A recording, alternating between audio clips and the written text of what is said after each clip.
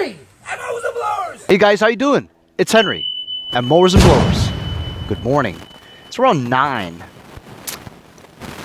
Today's going to be a very hot day. 95, 96 degrees.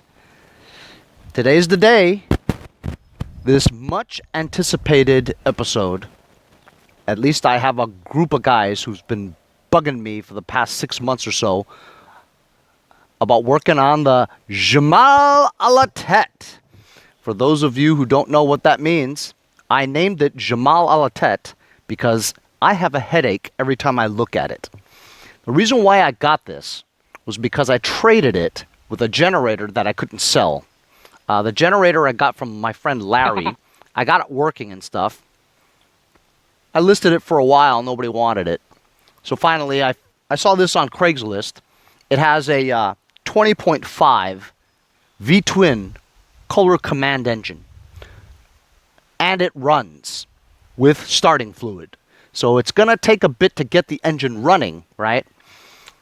But my intention of doing the trade was just getting that engine. I didn't really care about the rest of it, you know? And I didn't have any plans on getting this tractor to run.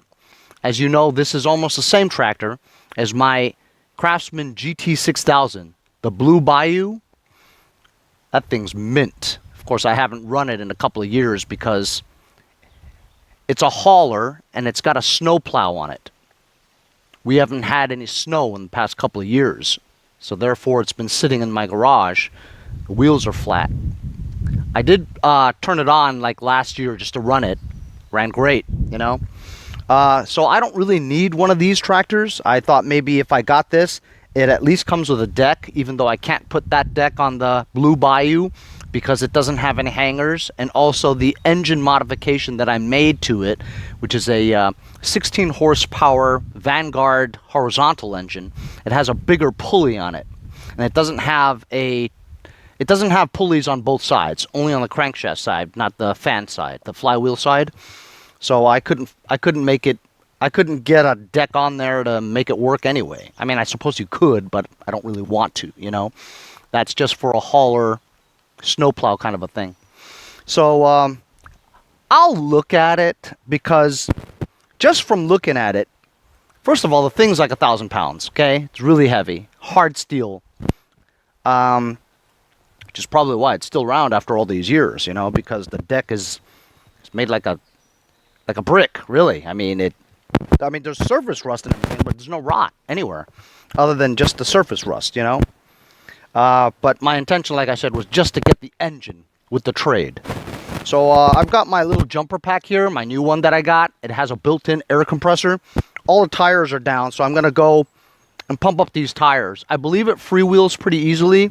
So once I get the tires inflated, I could just push it into the garage. I'm going to be working in the garage today, but I will let you guys see this thing up close when I get this to the front.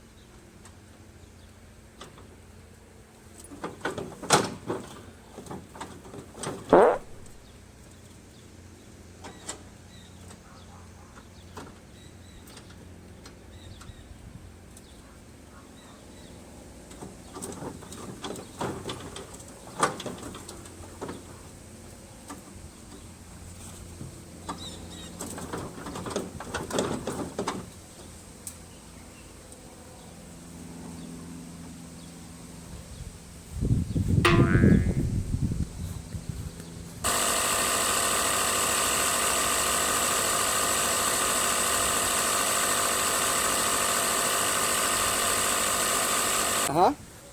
That's right. This thing is starting to give me a headache already. As I was trying to move it, I couldn't move it, and I couldn't understand why. The front rod came off, dug right into the ground. Can you believe that? That's 3 out of 4 tires inflated.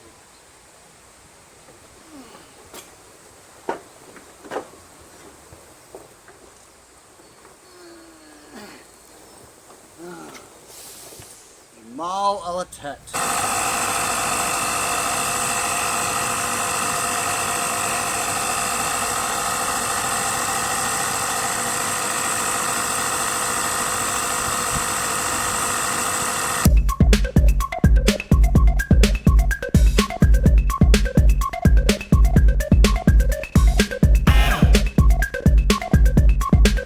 So there it is, Jamal à la tête. It's a Craftsman 20.5 vtwin, Kohler command, 46-inch wide cutting deck. I barely got that through the fence. I don't know how I did. It's a 6-speed with a high and low gear. Has a 3-blade mower deck. It's got big 12-inch rims on the front, 8-inch rims on the, 12-inch in the back, 8-inch in the front.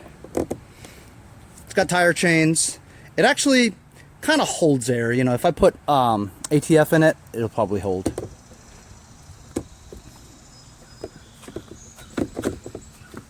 The rear has a custom-made wheelie bar with a hitch, like an erector set. Got grass growing over there. How come grass grows on metal and sometimes you can't get grass to grow on soil?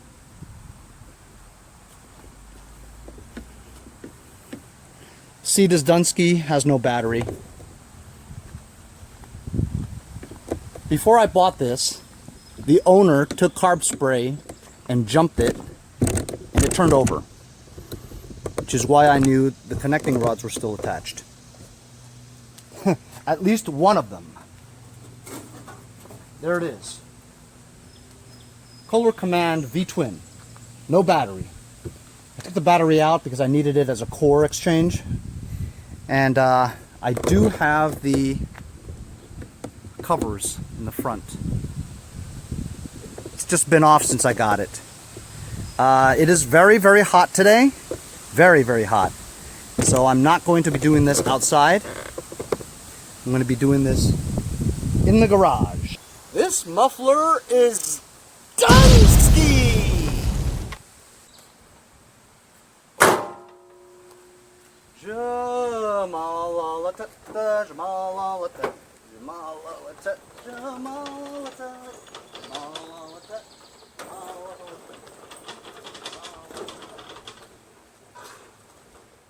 The mowers and blowers desert sand today. Might as well take one last shot.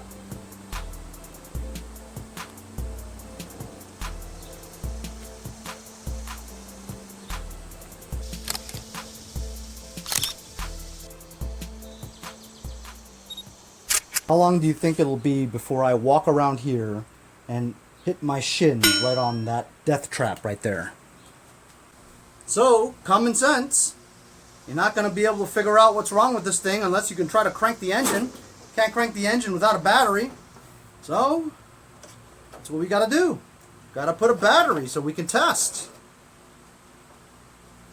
Right? Ooh, ooh, ooh. Scores! Gonna put one of my new 160 cca batteries I got from Advanced Auto Parts. It was only like $25. That's with a core. They always have discount coupons. If you guys look for it, you'll find it. If you don't look for it, you're not gonna find it.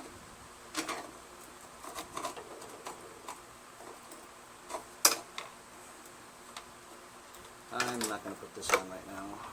Pain in my balls. What are the odds that the solenoid works? Okay, I got the battery installed. That's one step. Now, let's see if it cranks. That's right, it has a key.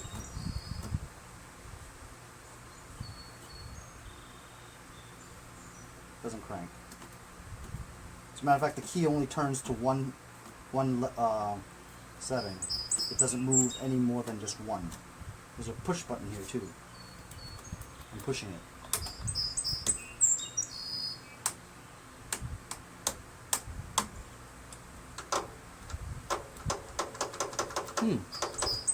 When I push the push button, I hear the solenoid clicking.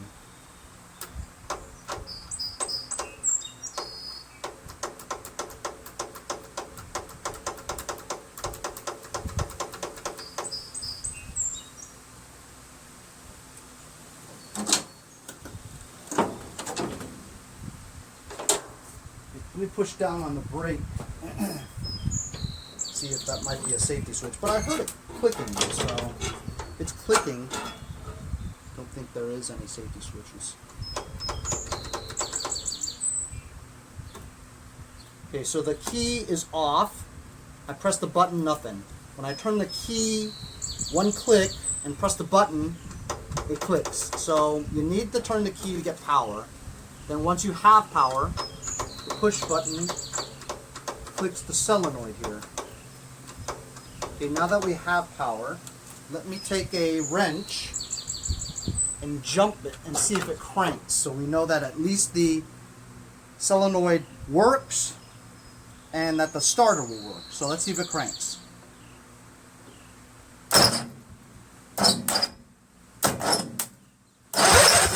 Yes, it does crank.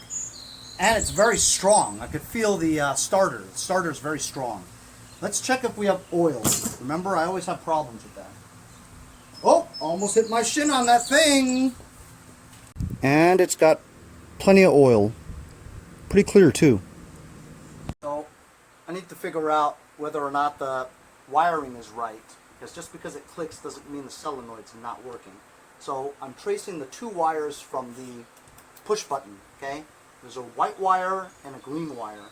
The green wire goes directly to the trigger tab on the solenoid. I'm going to pull that off and test and see if it has 12 volts going to it when you push the button.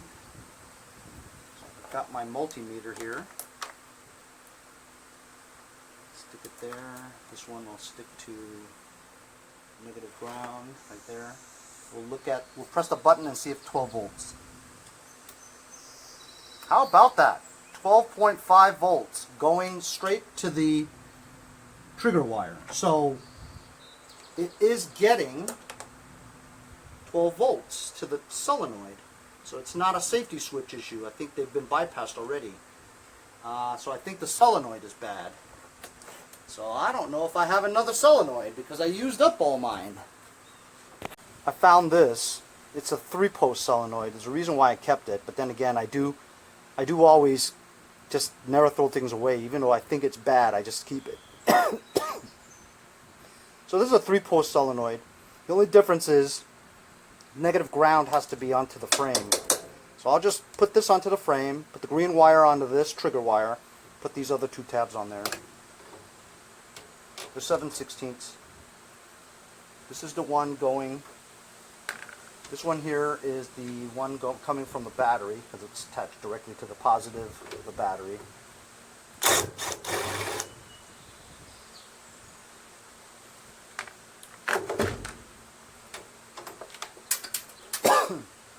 Corona. This is the one going to the starter. This is the negative ground.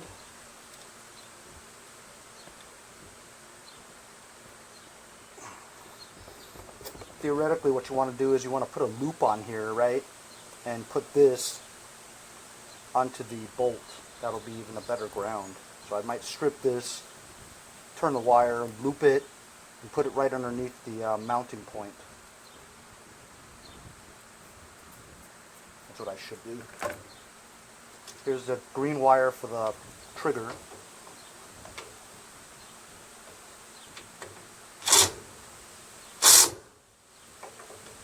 Strippage. Why is that not working? Is that a 3/8? No, it's not a 3/8. It's a Kohler, right? 10 millimeter.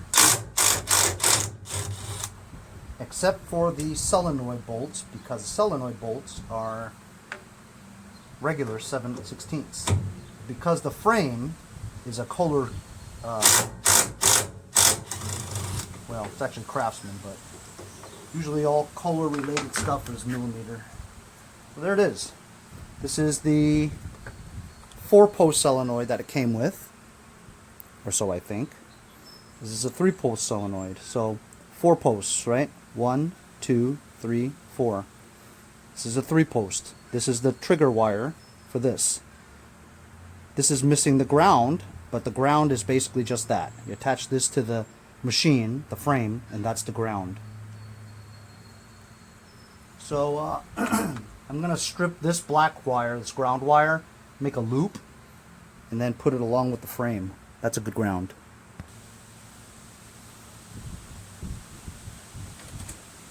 I might need this connector, so I'm keeping a little bit of distance there, so I have enough wire to splice if I need to reconnect it somewhere else someday.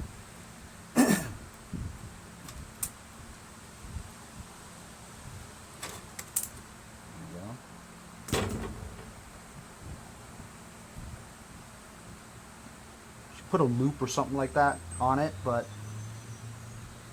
honestly I don't know if I'm gonna have this, you know what I'm saying? I don't know if I'm gonna get this working or not. I mean, keep the thing. Should I put it outboard or inboard? Because if I put it inboard, it'd be tough to get to, you know what I'm saying?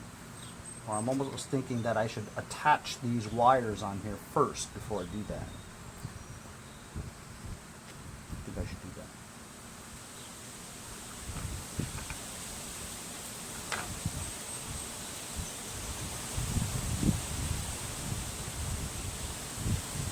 You attach the red wire to the one side of the pole, the red wire to the starter on the other side of the pole. Where is that washer? Sons of guns. Oh, that's right, I dropped.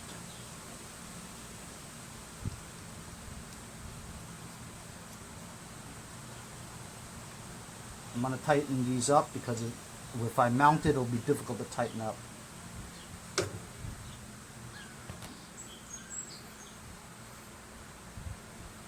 Got the 2 red wires connected on there.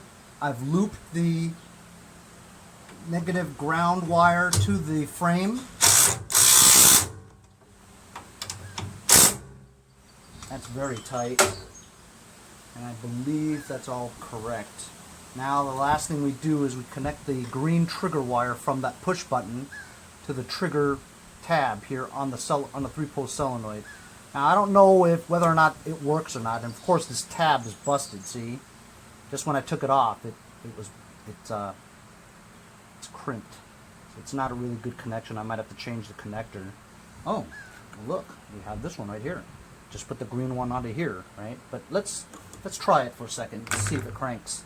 So power. Let's push the button on the second solenoid. Nope, doesn't work. Same problem.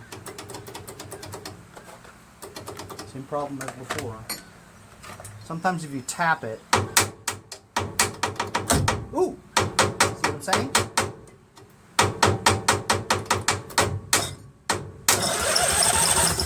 There we go.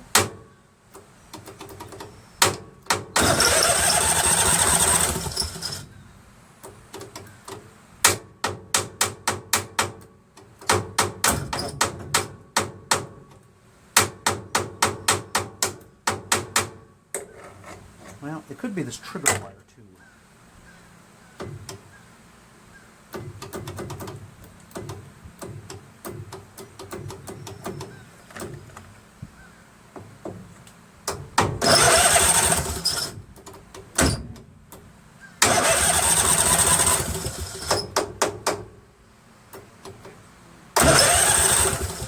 So that's not very reliable, of course, you know.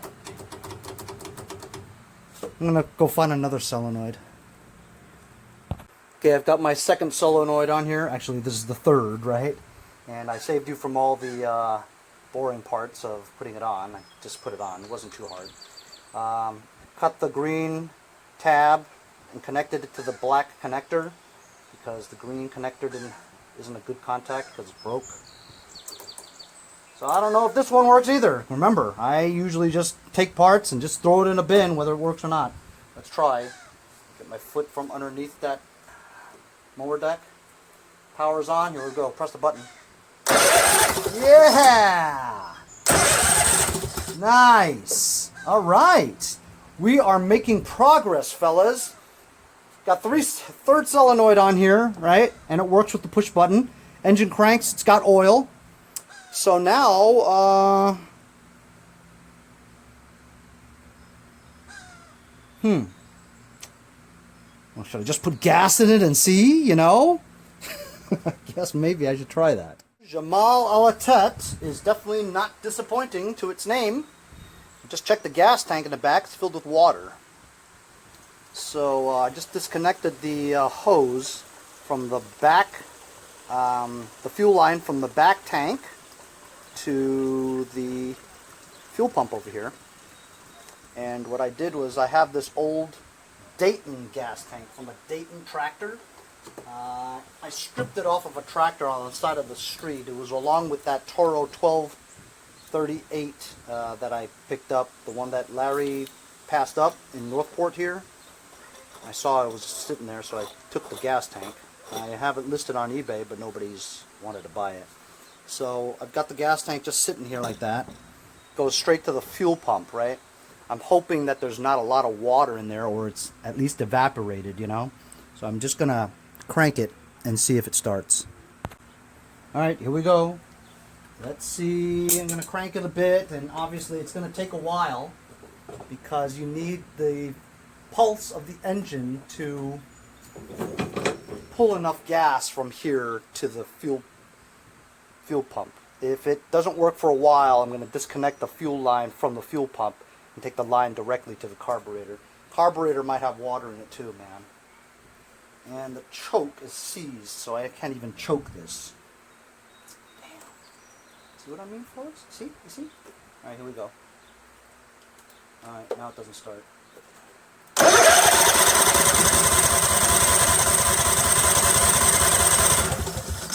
Very strong starter, though.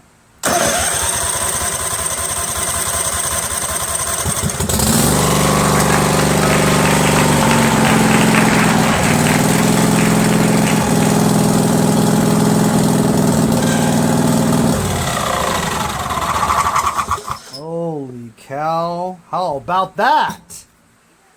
I had to stop it because I had this cowling rubbing on the flywheel, and that's dangerous. Not only dangerous, but I didn't want the cowling to be messed up, you know what I mean? How about that? Started, ran on this gas. Stokage! I gotta put the bolts back on here, but now that we know it runs, you know what I mean? Awesome. You know, I don't for the life of me remember where all the cowling stuff went. I have to go look for it. So I finally found the cowling, and I found some bolts. So I put some bolts on here that attaches the engine cowling onto the engine, so that when it's running, it doesn't blow upwards and get caught with the flywheel and all. So let's give it another try. Remember, the choke doesn't work, but in this weather, it doesn't need it, right? I want to see if the throttle works, and then I'll figure out the choke later. Let's turn the power on, see if it starts again. Does not start again.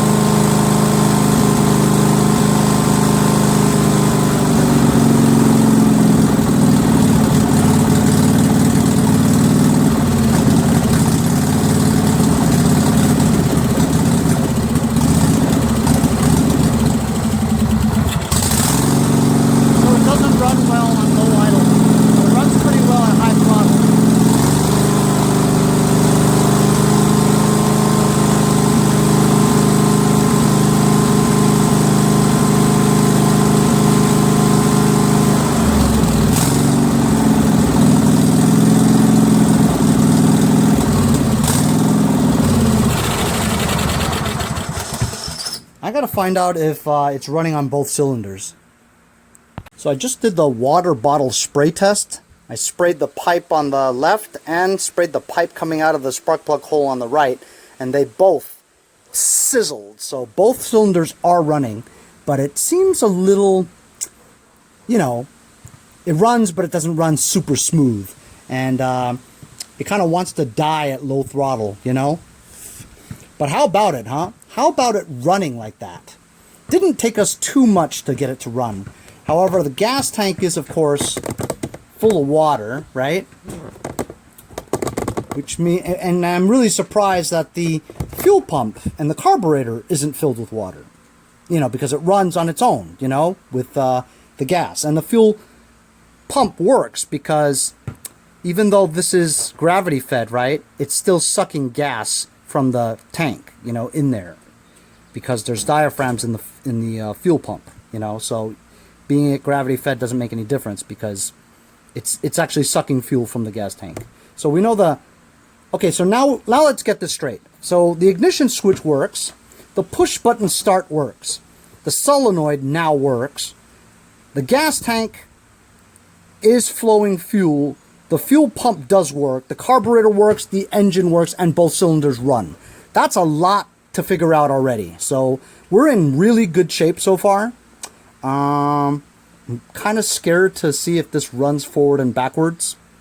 I think I should try to see if it goes forward and backwards, because it does run, right? So while if it's running, we could see if it goes forward and backwards at least. But the gas tank is not really secure on there. Accidents can happen, like I'm going forward, the gas tank goes upside down, the fuel drips onto the hot muffler, and then a fire starts, right? That could happen. So I should secure the gas tank, I guess, temporarily. And then I guess we could figure out if this goes forward and backwards. Then I can work on the choke cable, because the choke cable is seized, right? And then we could figure out maybe the carburetor. I've never taken apart a Kohler Command vtwin carburetor before, and I've watched Terrell do it. It looks like a lot of trouble, and I'm not looking forward to it. I don't know. I guess let me secure the gas tank, and let's give it a test and see if this rolls forward and backwards with the transmission. All right, here we go. I just have the hood holding the gas tank on the inside. All right. All right, let's start it up and see if it goes forward and backwards. I hope I don't die. Okay, we got power. Disengaging the brake. I'm push starting it.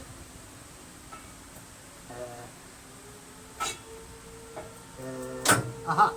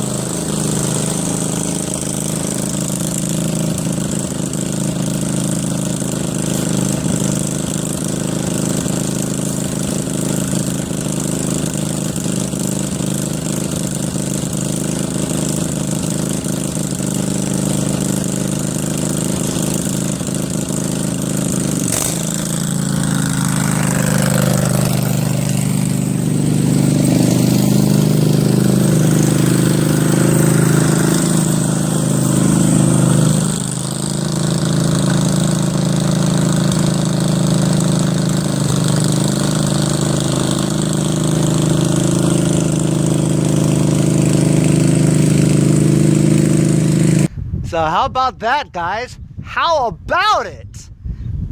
Did you think that it would take one episode to get this thing running and driving? Oh my God, it's unbelievable. Yes, we did have to swap out 3 solenoids to figure it out, but can you believe it?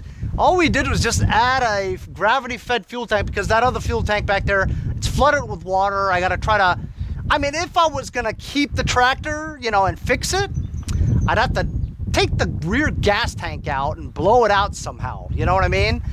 Change all the fuel lines running from the back to the front, right? I guess I'd have to clean the carburetor because it kind of runs rough at low idle, you know, unless I started tuning it up a little bit, you know. Maybe the choke, because the choke lever is seized, it could be halfway closed, halfway open, which is the reason why it's running like that. So that could be it too. If I just got rid of the choke cable, I could figure that choke cable out. Maybe it would run better. It is running on both cylinders, but I have a feeling maybe that choke cable might get in the way. My son's playing basketball in the background. Anyway, does this thing sound mean or what? I gotta show you this. As I was driving out, the muffler fell off. Isn't that crazy? It's crazy. But I am amazed at the progress that we have made on Jamal Alatet. I eventually do, if I want to keep the tractor and get it going, I'd have to put ATF in all 4 tires because it's starting to lose some air in the back, right? I guess I'd have to, since we know the fuel pump works, I guess I'd have to try to clear out the gas tank of its fuel and then put new fuel lines through it, get the choke cable figured out so that we know whether or not that's the reason why it's running kind of rough at low idle. That could be it, you know. But the fuel pump works, which is great. Both cylinders work. Starts just fine, actually, you know. Pretty stoked. And it drives. I had the gear on, I couldn't figure out the gears because, well, there's no letters left. It doesn't say 1 through 4 or whatever. I can't even find reverse, you know, it was difficult. Also, the spring that pulls the brake clutch pedal back is really, like, I had to hook it with my feet to pull it back for it to engage the belts to drive. But obviously it's gonna have a lot of issues, but what I'm excited about is that this 20.5 horsepower Kohler Command Twin runs, and it seems like it runs great, you know. I mean, it's not stalling, but I think it has a choke issue with that choke lever, you know. But I'll figure that out tomorrow. That's a big piece of Jamal Alatet done today, huh? I didn't think I would ever get this. I really didn't have any high hopes for this, you know, but it's awesome. Did you ever think that I'd be driving this around the street today? Crazy, right? Anyway, thanks for joining me on today's episode. We'll see you guys next time on Mowers and Blowers.